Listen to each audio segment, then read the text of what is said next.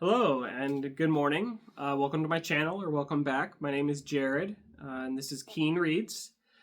Today I'm a little under the weather, so I apologize for my voice, but I do have quite a bit of books that I've accumulated over the last couple months, and I just wanted to show them off to you.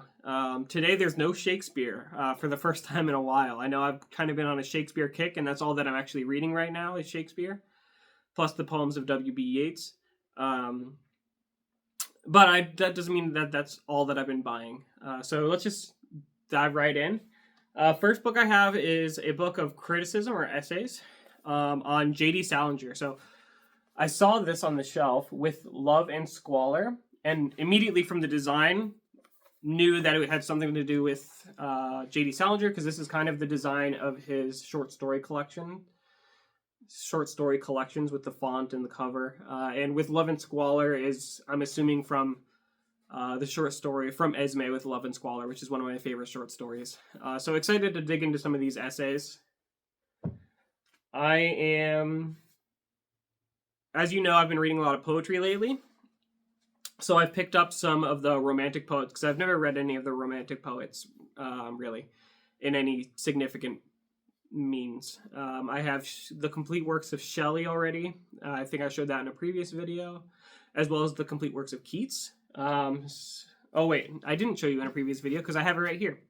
So the major works of Shelley, the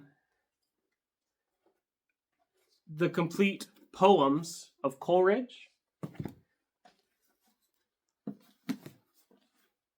the works of Lord Byron, and then the complete poetry and prose of William Blake.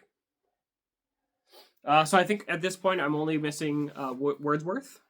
So excited to dig into these eventually, probably in the new year once I've gotten through some of the poetry that I already have lined up. But I've always been a fan of William Blake's art, actually, his paintings. And I'm excited to have both his poetry and his prose, because he just seems like such an interesting spiritual figure. And then obviously excited to have the poetry of the other ones as well. So Lord Byron and Shelley. Coleridge interests me both as a poet and as a critic. So this is only the poetic works of Coleridge. Eventually I'd like to get his some more of his like essays or lectures. I'm sure there's a collection out there of something along those lines, because he also interests me as a critic. I picked up this collection of John O'Hara, Appointments in Samara, Butterfield 8, and Hope of Heaven. I really picked this up for Appointments in Sahara. One of the doctors that I work with had recommended it to me. So really just picked this up almost on a blind buy, just based on that recommendation. Never really heard of John O'Hara before. So if any of you have read him, let me know what you think. We have Henry David Thoreau's Walden and Other Writings. I did have Walden in another edition, a mass market paperback, but always good to have a trade paperback edition that's a little bit more heavy duty. I've read Walden before, but none of the other works of Thoreau. The complete poetry and plays of T.S. Eliot. I mentioned this in my past video that I'm going to be reading this soon. Once I finish the poetry of W.B. Yeats, I'm actually going to read a book called The Biography of a Poem, T.S. Eliot's The Wasteland, which is about the poem, and then going to read T.S. Eliot's complete works. What else do we have? So I got 3 of the 4 Rabbit books by John Updike. I've wanted to be exposed to Updike and give him a fair shot. He hasn't interested me in the past, but he's in that group with kind of DeLillo, Philip Roth, Saul Bellow, John Updike, all of those guys. And he's the one that I haven't read before. Actually, I've never read Philip Roth either. But I found these for about $3 a piece. So this are 3 of the 4 Rabbit books. Of course, I'm missing the first one, but I figured I can just pick up the first one for pretty cheap on eBay and then eventually dig into these. I figured if I'm going to read anything by Updike, it should be his main series, which is, I believe, the Rabbit series. I think his Witches of Eastwick is also another big book, or another popular one of his. My dog's crying to come in, so if you hear a door open and a dog, that's why. Also, my phone's dying, so which is why I'm trying to go a little bit quicker today. Don't have too much to talk about with these books, just kind of showing them off. The Anatomy of Criticism, 4 essays by Northrop Frye.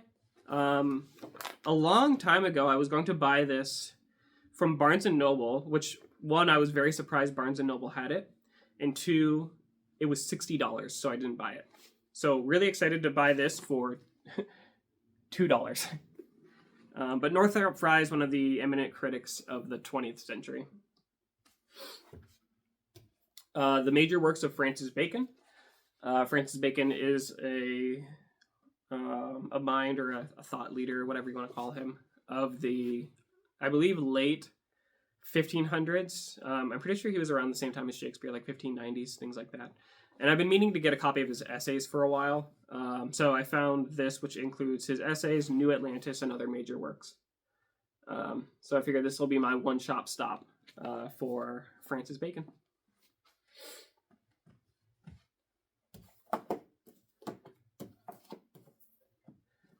We have Vanity Fair by William Thackeray. I don't know what kind of edition this is. It's QPB Classics. I've never seen anything like it, honestly, but it's really sturdy and feels good in the hand. Just another one that eventually I know that I'm going to read, so might as well pick it up when I can find a copy for $3. We have some Nietzsche, which I've never read any Nietzsche. So this is Beyond Good and Evil.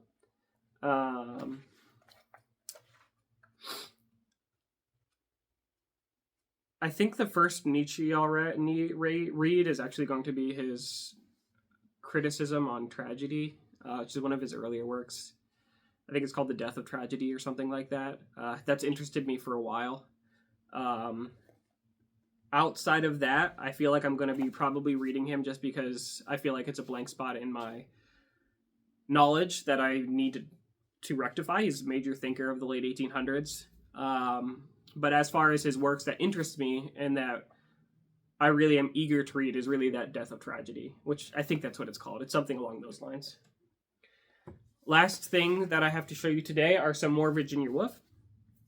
So I'm a big Virginia Woolf fan. I've read The Waves, Mrs. Dalloway, Orlando, To the Lighthouse, and A Room of One's Own. And I also have her 2 common readers. But I found 3 more of her books. So 3 Guineas, The Voyage Out, which I think The Voyage Out was her first book, and then Jacob's Room. So I think once I get through some of my poetry that I've kind of built up, I'll still be reading Shakespeare at that point. So I think my secondary reads will start to become some of these Virginia Woolf books, because I really am eager to dive more into some of her lesser known works. But that's all I got for you today. Just a quick video figured I'd film before some college football starts, because that's going to be the rest of my day. But thanks for watching, and we'll see you next time.